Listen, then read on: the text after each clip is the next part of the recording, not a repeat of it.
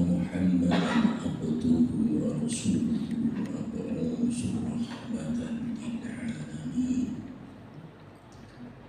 اللهم صل وسلم على هذا النبي الكريم سيدنا محمد وعلى آله وصحبه ومن تبعهم بإحسان إلى يوم الدين لا حول ولا قوة إلا بالله العلي العظيم أما بعد. Segenap pengurus takmir masjid beserta seluruh jamaah sholat subuh yang selalu dimuliakan, dirahmati serta diberkahi Allah Subhanahu wa Ta'ala. Seluruh pujian, seluruh sanjungan, seluruh pujaan kita persembahkan kepada Allah Subhanahu wa Ta'ala tanpa sisa. Tidak ada sisa sedikit pun, karena memang Dialah yang paling berhak. Kalau ada seseorang punya skill, punya profesionalitas di bidang tertentu yang mengagumkan, yang mencengangkan bagi orang beriman, tetap saja yang dipuji adalah Allah Subhanahu wa Ta'ala. Karena Allah yang memberikan anugerah kepadanya satu kemampuan yang mencengangkan. Oleh karena itu, mari kita bersama unjuk gigi dengan bersama mengucapkan hamdalah. Alhamdulillahirabbil alamin. Salam, salawat dan taslim atas junjungan kita Rasulullah Muhammad Sallallahu Alaihi Wasallam sebagai patron, sebagai standar, sebagai barometer, sebagai ukuran, meskipun tidak pas persis, minimal tidak jauh-jauh darinya, karena beliau adalah teladan yang terbaik bagi kita. Mudah-mudahan di akhirat kita bisa membersamai beliau masuk surga. Minimal kita mendapat pengakuan sebagai umatnya. Ada sebuah ayat di dalam Quran yang ayat ini berada dalam satu surah yang mengherankan.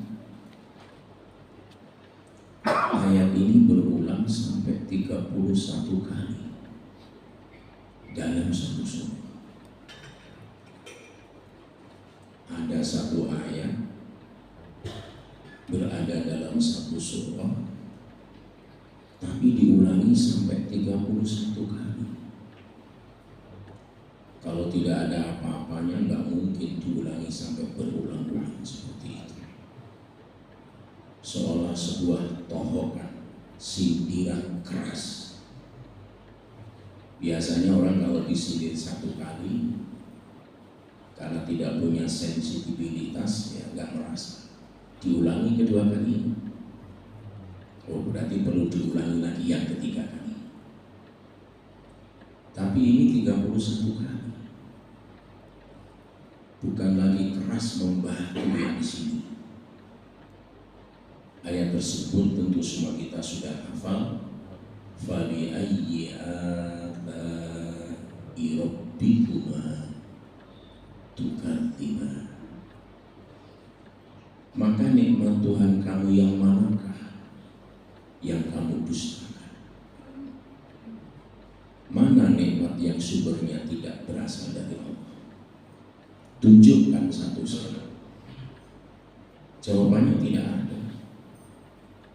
31 kali diulangi. Berulang lagi, berulang lagi. Sebanyak 31 kali. Itu pun ternyata realitasnya. Innal insana li rabbihi lakanud. Sesungguhnya kebanyakan manusia itu ingkar, mengkufuri nikmat itu. Qalilan ma tashkurun. Sedikit sekali yang bersyukur. Mudah-mudahan semua kita ini dimasukkan dalam kelompok yang sedikit itu. Karena ini kelompok yang spesial. Yang sedikit itu memang biasanya bukan sembarang orang. Dalam keprajuritan, kalau sedikit itu biasanya adalah pasukan elit. Karena hasil seleksi yang sangat ketat. Mudah-mudahan kita dimasukkan dalam kelompok orang yang bersyukur. Saat ini kita bisa melihat, itu kita anggap biasa-biasa saja. Tapi bagi orang yang buta, melihat itu luar biasa. Ada seorang penyanyi juara keempat waktu perlombaan di Amerika. Baru-baru ini merilis sebuah lagu lagi yang trending topik di dunia. Namanya Aryani. Dia berkata, saya punya duit, punya harta miliar. Seandainya saat ini saya mampu melihat, diberi penglihatan, seluruh harta itu akan kuserahkan kepada orang yang punya kemampuan itu, asalkan aku bisa melihat lagi. Betapa nikmatnya itu melihat. Mendengar juga demikian. Bagi orang tuli mendengar itu luar biasa, tapi kita anggap biasa-biasa. Kita bisa duduk dengan teman, biasa. Om saya itu kena ambeien, bisa duduk itu wah luar biasa. Keinginannya sebelum operasi itu ingin duduk dengan tenang. Karena setiap duduk itu 1-2 menit nggak tahan. Nanti dioperasi baru bisa duduk itu tuh nggak normal seperti sekian kali. Karena sudah akut. Jadi nikmat Allah itu banyak sekali yang berserak-serakan dalam kehidupan kita. Bahkan yang kita tahu dibandingkan dengan yang tidak kita tahu, kita sadari, itu lebih banyak yang tidak kita sadari. Begitulah nikmat Allah diobral kepada kita. Nikmat ini kalau dibicarakan memang, apalagi kalau dalam pendekatan saintifik Quran, akan ada keterkejutan bagi kita. Karena boleh jadi akan memperkosa kembali pemikiran kita yang sudah mainstream.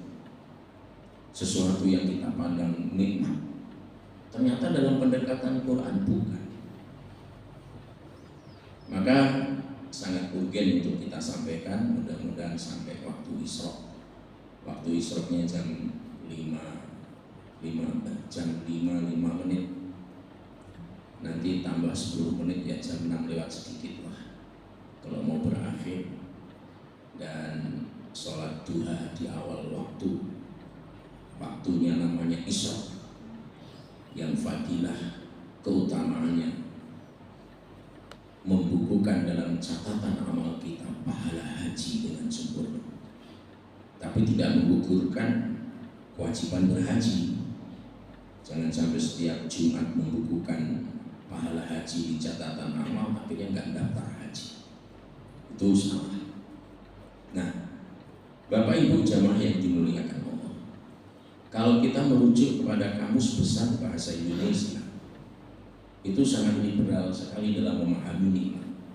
Karena nikmat itu hanya dipahami sebagai kelezatan, kesenangan, sesuatu yang enak. Itu kalau Kamus Besar Bahasa Indonesia. Profesor Dr. Quraish Shihab, nikmat dari segi bahasa itu bermakna kelezatan, kepuasan, juga bermakna anugerah dari Tuhan. Imam Al-Ghazali memetakan nikmat itu ada 3 tingkatan. Ada yang namanya nikmat shaghir, ada nikmat kabir, ada nikmat kani, ada nikmat kecil, ada nikmat besar, ada nikmat yang sempurna. Ini kita mendapatkan yang mana?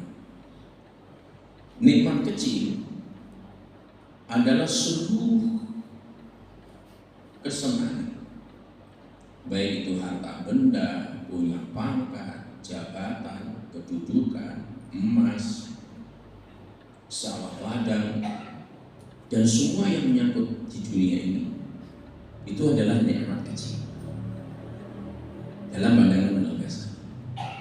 Nikmat yang besar itu justru dapat hidayah, dapat iman, sehat afiat, itu besar. Nikmat yang sempurna yang mana? Ketika nanti orang dimasukkan surga dan memandang wajah Allah Subhanahu wa Ta'ala, itu adalah nikmat yang kamil, nikmat yang sempurna.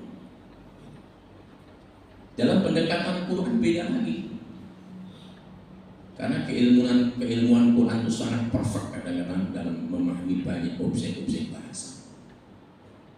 Bapak Ibu, kalau saya tanya, saya makan dengan lahap karena musim hujan, dingin-dingin, lauknya sayur tutu,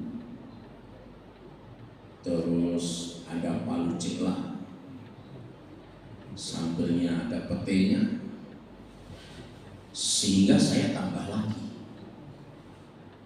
Itu namanya enak atau nikmat? Itu namanya enak atau nikmat? Orang mengatakan ini nikmatnya luar biasa. Tapi kalau dalam pendekatan saintifik Quran itu tidak dikatakan nikmat, enak, bukan nikmat. Kecuali kalau prospeknya Ghazali kalau dipandang nikmat, ya itu nikmat. Kamus Besar Bahasa Indonesia itu memandang nikmat. Kita pendekatannya perspektif Quran. Kalau orang punya rumah mewah, lantai 3, ada kolam renangnya, karpetnya tebal, mobilnya berderet, di musim kemarau angin sepoi tetap mengalir dari AC yang menyejukkan, itu kenyamanan atau kenikmatan? Itu harus dibedakan, karena kasihan orang yang nggak begitu rumahnya. Itu bukan sebuah kenikmatan dalam perspektif Quran. Orang punya istri 4 rukun semua, cantik-cantik semua, itu kesenangan atau kenikmatan?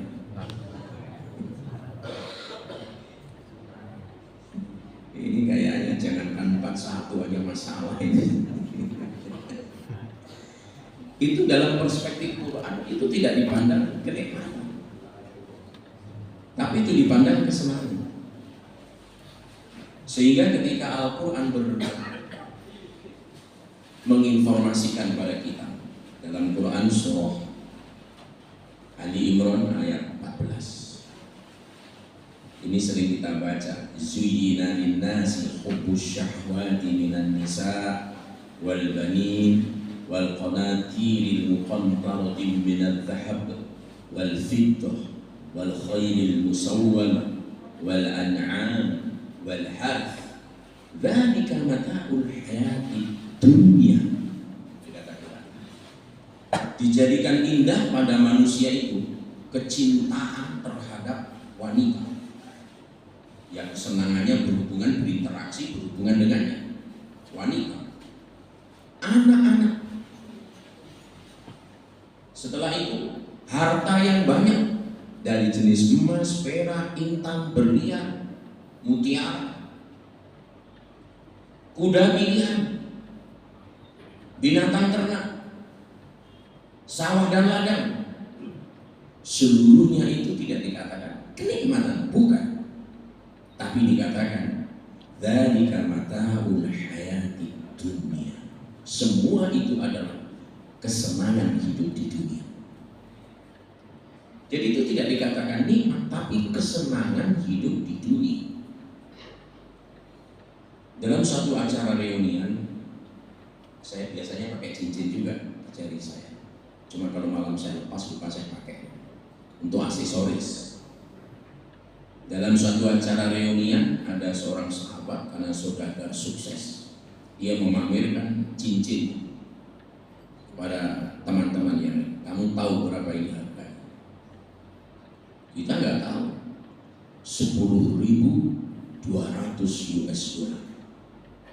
Oh, itu 100 juta lebih. Wah, masa? Sementara cincin yang saya pakai itu harganya 250.000. Saya beli di Ambon di Masjid Fatah. Karena itu pun nggak masuk membeli sebenarnya, saya cuma lihat penjualnya kok nggak ada yang beli, kasihan aja, saya beli aja. Berapa ini? Ambil aja Pak 500, nggak bisa ditawar. Ini karena Bapak membeli pertama, ambil 250, saya bayar. Padahal niat saya bukan untuk membeli, cuma lihat wajahnya pembeli itu kok sayu, kasihan. Wah, ini saudara juga saya, yang lainnya dibeli kok ini tidak. Akhirnya saya beli, dan ternyata saya pakai enak, selalu saya pakai. Dan saya tetap pede aja pakai cincin yang harga 250.000, berjejer dengan orang yang cincinnya 10.200 US dollar. Saya punya benda-benda barang tidak mewah-mewah. Jam-jam ini paling ya 1 jutaan itu sudah mewah nih saya. Karena dia punya arloji harganya 8.000 US dollar. Biasa-biasa saja. Dia mengatakan hidup harus dinikmati, bukan begitu cara menikmati hidup. Karena dianggap punya cincin mahal itu nikmat, dianggap punya alergi mahal itu nikmat. Bukan, semua itu adalah kesenangan hidup di dunia. Makanya istrinya yang banyak, hartanya yang berlimpah, pangkat jabatan, semua itu adalah kesenangan hidup di dunia.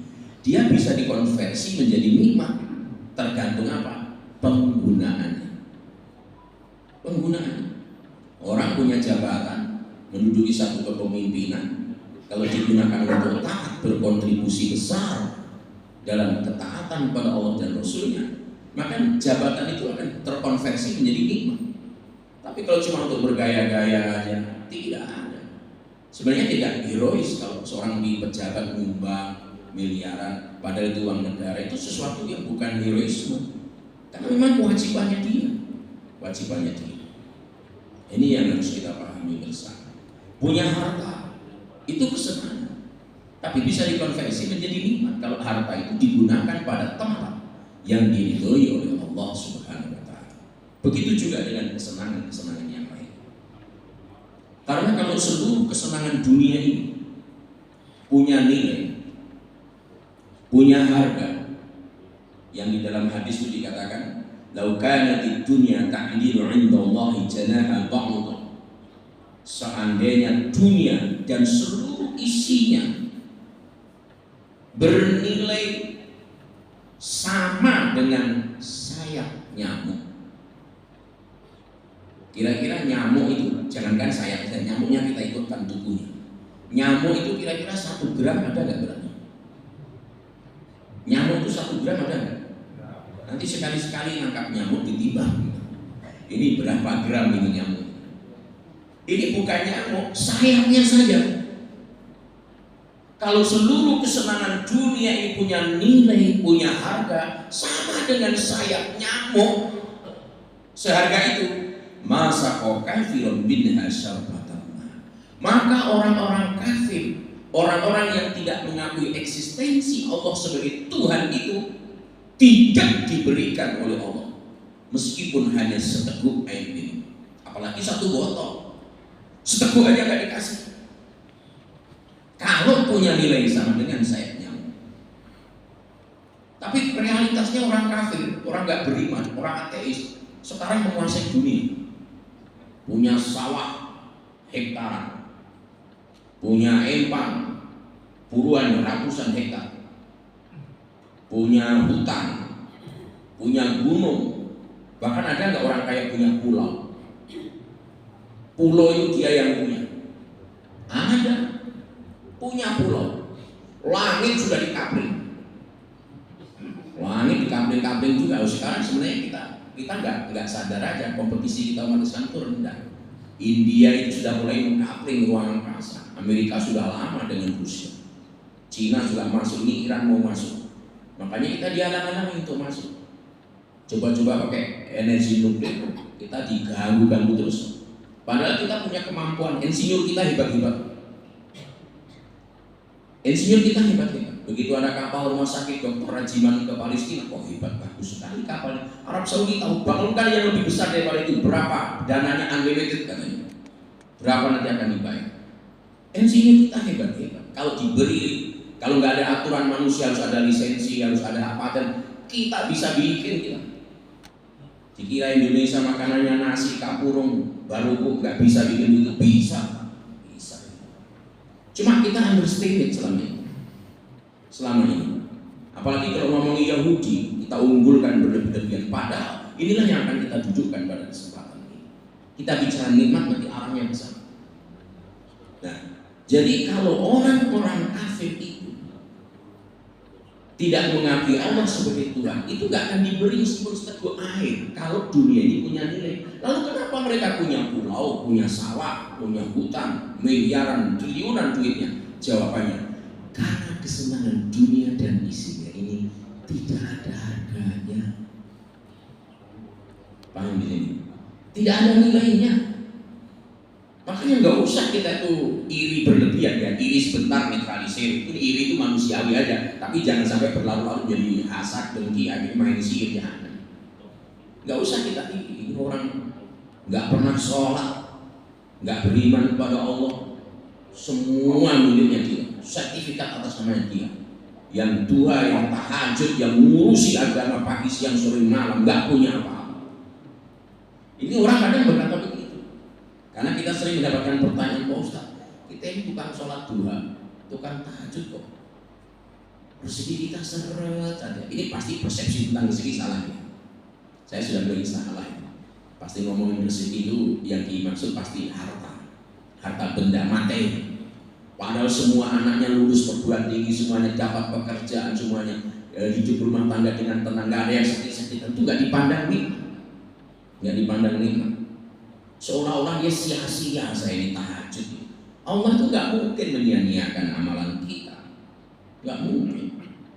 Nah, jadi oleh karena itu harus didudukkan mana itu kesenangan, mana itu nikmat. Jadi sesuatu yang bukan nikmat jangan dikatakan nikmat. Sesuatu yang berupa kesenangan, dudukkan dia sebagai sebuah kesenangan. Bahkan dalam universalitas Quran, keumuman Quran, sebenarnya kita ini tidak tahu tempat nikmat itu. Sebenarnya nggak tahu. Alamat menuju nikmat itu kita nggak tahu sebenarnya. Cuma karena Allah itu kasihan dan sayang, ditunjukkan oleh Allah. Asalkan mau minta. Maka diajarilah kita meminta.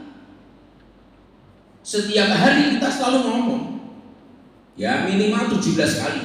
Ketika kita mengucapkan ihdinas siratal mustaqim. Ini kadang-kadang penafsirannya dari perspektif yang lain, Bapak akan kadang-kadang kok begitu ya penafsirannya.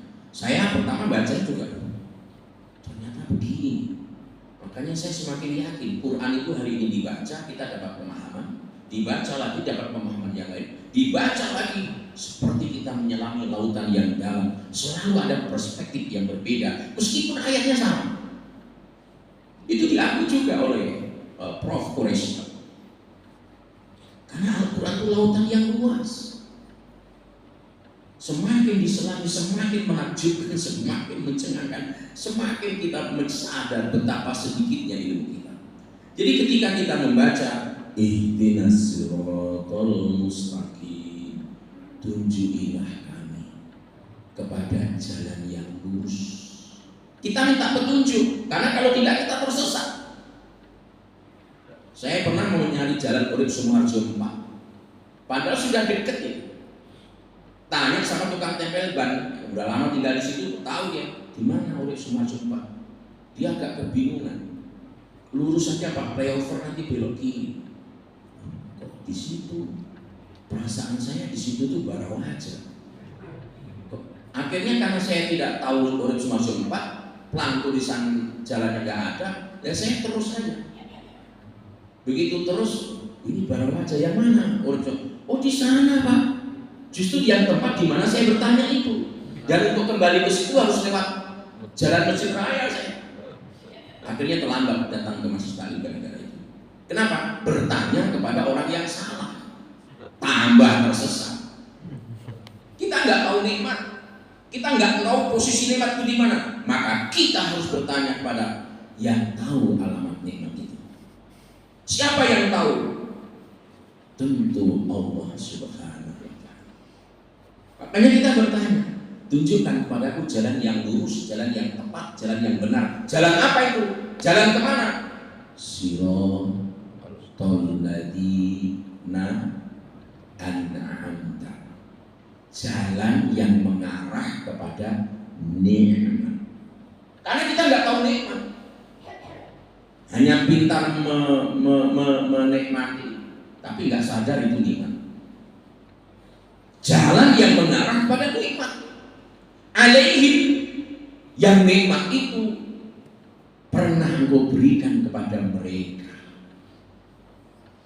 Ghairil maghdub, bukan orang-orang yang maghdub engkau marah-marahi. Dhalin, bukan yang sesat, bukan ya Allah. Yang saya tanya itu jalan yang mengarah pada nikmat, yang nikmat itu engkau berikan kepada mereka. Ini sudah satu kajian tersendiri dari perkataan dari ayat ini. Cuma sayang di mindset kita umat Islam. Ini di mindset kita umat Islam. Kalau ngomongin siratal mustaqim, jalan yang lurus, itu semua rata-rata kita kecil-kecil kita tanya, rata-rata itu gambaran di mindsetnya adalah itu jembatan nanti di akhirat yang menghubungkan antara padang mahsyar dengan surga. Jauhnya 1500 tahun perjalanan. 500 tahunnya mendaki, 500 tahunnya datar, 500 tahunnya meluncur. Sudah jauh seperti itu, digambarkan lagi, itu jembatan lebarnya seperti rambut dibelah 7. Ini bener-bener pemikiran ini. Kiai-kiai kita, ulama kita kalau ngomongin siratal mustaqim nggak begitu. Kira-kira kalau ada jembatan siratal mustaqim jauh 1500 tahun, lebarnya seperti rambut dibelah 7, banyak orang yang jatuh.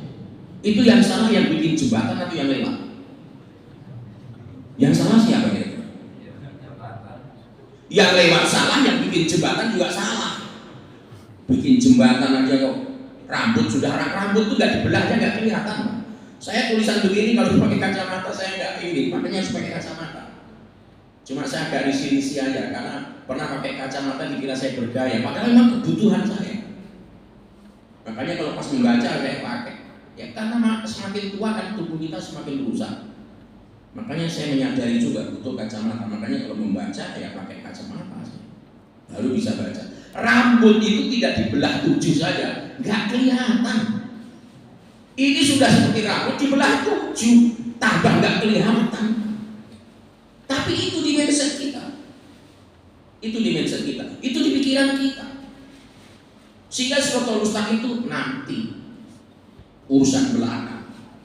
Terus kita membuat argumentasi yang menghibur kita. Ya nanti kita pakai kendaraan kurban kita, naik sapi, naik kambing, naik unta, bikinlah cerita-cerita yang akhirnya tidak argumentatif dan tidak ilmiah. Memang ada teks tapi tidak disebutkan rambut dibelah 7. Bagaikan tajamnya pedang, tapi bukan berarti itu nanti di akhirat. Jalan siratal mustaqim itu di sini, karena sudah dilewati oleh alaihim, sudah dilewati oleh mereka sukses. Lalu kita tanya siapa alaihim itu dulu, terus nanti nikmatnya apa? Para ulama menafsirkan yang dimaksud alaihim dalam ditafsirkan dengan Quran surah An-Nisa ayat 69. Karena dalam ilmu tafsir itu kalau ada satu ayat mau dipahami kok kita susah, maka penafsiran yang paling presisi tingkat yang tertinggi adalah ketika ayat itu dijelaskan oleh ayat yang lain. Itu presisinya tinggi, Pak. Nanti kalau nggak ada baru dijelaskan oleh hadis, baru ulama-ulamanya. Semua ulama tafsir begitu. Sehingga ketika ada ayat siratal ladzina an'amta 'alaihim, jalan yang mengarah menuju kepada nikmat yang Kau berikan kepada mereka. Mereka itu siapa? Itu ditafsirkan dengan Quran surah An-Nisa ayat 69. Wa may yuti'illah wa rasul fa ulaika ma'al ladzina an'ama Allahu 'alaihim.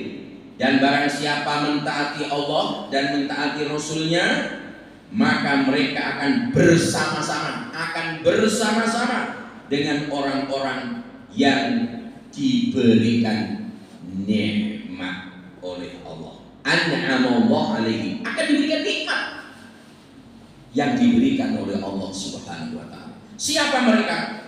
Dijawab di situ lanjutan ayatnya, minan nabiyyin, para nabi-nabi, wasiddiqin, para pecinta kebenaran, wasyuhada, para penyaksi.